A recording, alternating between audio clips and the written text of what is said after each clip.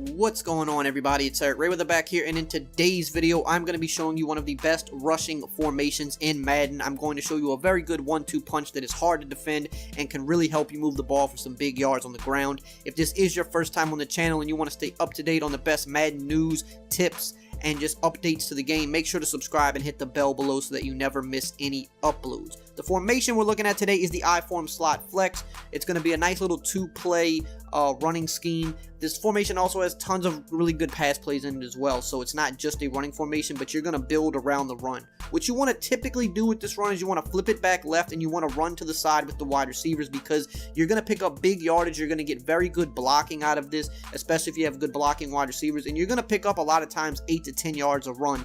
Now, in a situation like this where you see just an all-out pass defense, the box is completely soft, you always want to audible to the halfback lead dive. Halfback dives are very good in Madden. You probably won't see an all-out pass defense like that versus this formation, but you will see some soft boxes sometimes. Now, you can see here, even against goal line, this toss works very well as we go untouched for a touchdown. You want to build with the toss. When they start spreading you out, that's when you want to go to the lead dive. Now, there are going to be some examples of when we run the toss to the right too, so stay tuned. A few minutes later in the video, we're going to go over that. But as you can see, using the toss left, we always have a numbers advantage because of those blockers out there, and we typically are always going to get close to 10 yards, sometimes more if the blocks hold up, as you see here, picking up huge yardage on the ground. The best playbooks that you can find this in will be the Saints playbook, the run and gun, the Giants playbook, the Panthers playbook, the Raiders playbook. Those are going to be the main ones that you could find this in. Now, right here, you see we only had 2 guys on the outside of our tight end, so we opted to take it to the right. When you do take it to the right, though, you have to be very careful.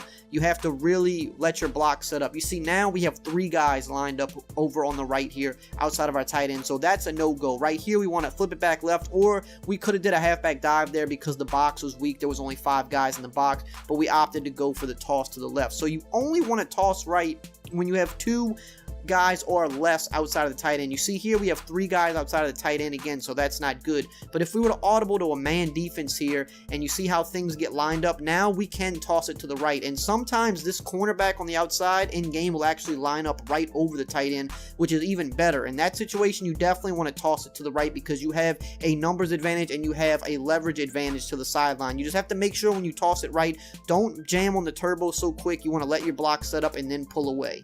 Right here, you see the box is pretty weak. The D-line spread, there's only 5 guys in the box. So here, you want to go with the dive. It's not as much of a home run hitter, but it is the right thing to do in this situation. You see that we got about 4 yards there, which wasn't the greatest, but as long as you're getting at least 4 a carry, you're doing really good in the run game. The halfback dive is something you go to keep them honest if they're spreading you out or if they're not respecting, the inside run.